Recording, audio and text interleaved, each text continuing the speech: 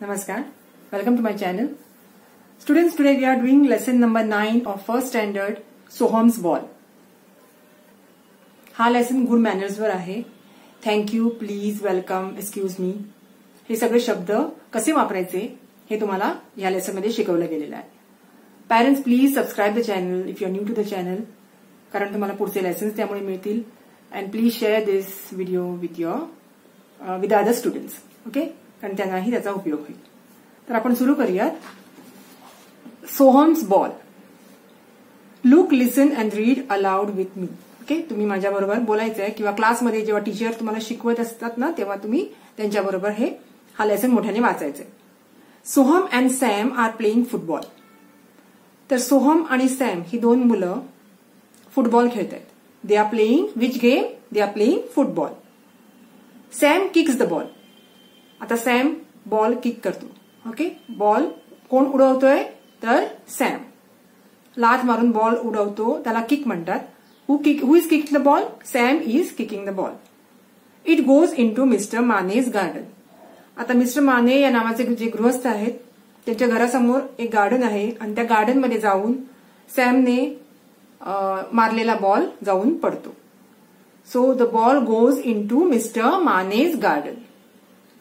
Sam asks for the ball. तर Sam जातो आणि बॉल मागतो, म्हणजे बॉल मागायला तो मिस्टर माने यांच्या गार्डनमध्ये जातो.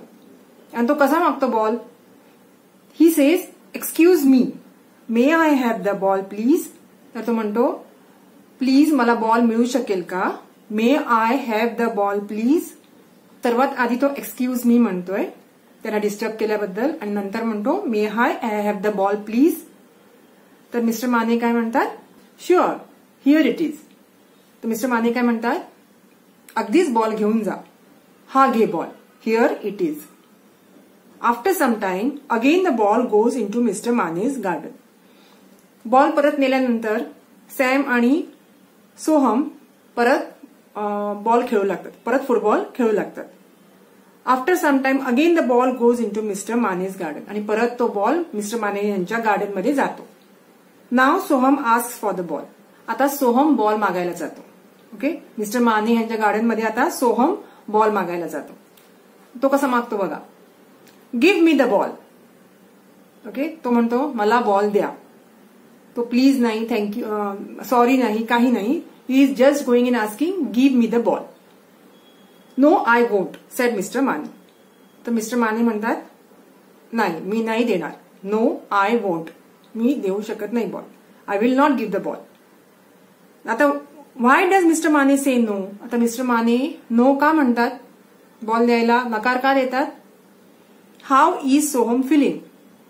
असं मिस्टर माने बोलल्यावर सोहमला काय वाटतं? How is Soham feeling and how is mister Mane feeling? Mane यांना पण कसं वाटतंय? तर तुम्हाला कळलं असेल की माने यांना राग आलेला आहे, कारण सोहमने बॉल पोलाइटली म्हणजे आदरपूर्वक मागितलेला नाहीये, प्लीज वगैरे काही म्हटलेलं नाहीये. तो म्हणाला बॉल मला द्या, give me the ball. Rudely किंवा काही रिस्पेक्ट न देता बॉल मागतो, त्यामुळे मिस्टर माने यांना राग येतो. How is mister Mane feeling? He is angry and Soham is also feeling angry. Soham tries again. आणि सोहमला पहिल्यांदा राग येतो आणि नंतर त्याला कदाचित आपली चूक कळलेली असते, म्हणून तो परत बॉल मागायला जातो. आणि दुसऱ्या वेळेला बॉल मागताना तो कसा मागतो बघा. Uncle, may I have the ball please. तर अंकल, मी प्लीज, तुम्ही मला माझा बॉल द्याल का? May I have my ball please. How does mister Mane feel now? तर आता मिस्टर माने यांना काय वाटतं? तर त्याला त्या मुलाची दया येते किंवा त्याला तो बॉल परत द्यावासा वाटतो त्यांना. Uncle, may I have the ball please. How does mister Mane feel now? त्यांना बरं वाटतं आणि ते बॉल परत देतात. त्यामुळे सोहम काय म्हणतो? थँक्यू.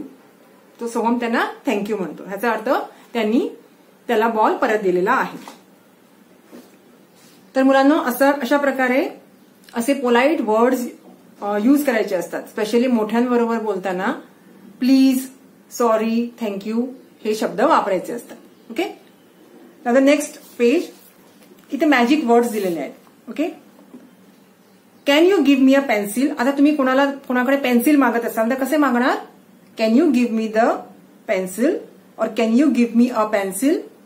तर तू देणारा काय म्हणतो? Sure, here it is. तुमच्याकडे जर कोणी पेन्सिल मागितलं तर तुम्ही त्याला कसे द्याल? Sure, here it is. ही घे पेन्सिल. थँक्यू म्हटल्यानंतर काय म्हणायचं? Welcome. Okay, if someone says thank you to you, you must say welcome. आता तुम्हाला सर्दी झाली आहे, तुम्ही शिंकलात किंवा खोकलात, तर तुम्ही काय म्हणायचं? Excuse me. Okay, excuse me. आणि तुमचा जर पायाला कोणाचा पाय लागला किंवा तुमचा पाय कोणाच्या पायाला लागला चुकून, तर तुम्ही काय म्हणणार? I am sorry. आणि तुमच्या पायाला दुसऱ्याचा पाय लागला तर त्याने सॉरी म्हटल्यानंतर तुम्ही म्हणायचं it's okay. Okay, so this are the words over here. Thank you, welcome, excuse me and sorry. हे रोजच्या आपल्या बोलण्या वागण्यामध्ये हे शब्द आले पाहिजे. ओके, तर परत एकदा करूया आपण. Can you give me a pencil? Sure, here it is. कोणी तुमच्याकडे पेन्सिल मागितली, कशी मागणार? Can you give me a pencil. तर तुम्ही काय म्हणायचं? Sure, here it is. Thank you म्हटल्यानंतर वेलकम असं म्हणायचं. समोरच्या माणसाने तुम्हाला जर थँक्यू म्हटलं तर तुम्ही त्याला welcome, you are always welcome.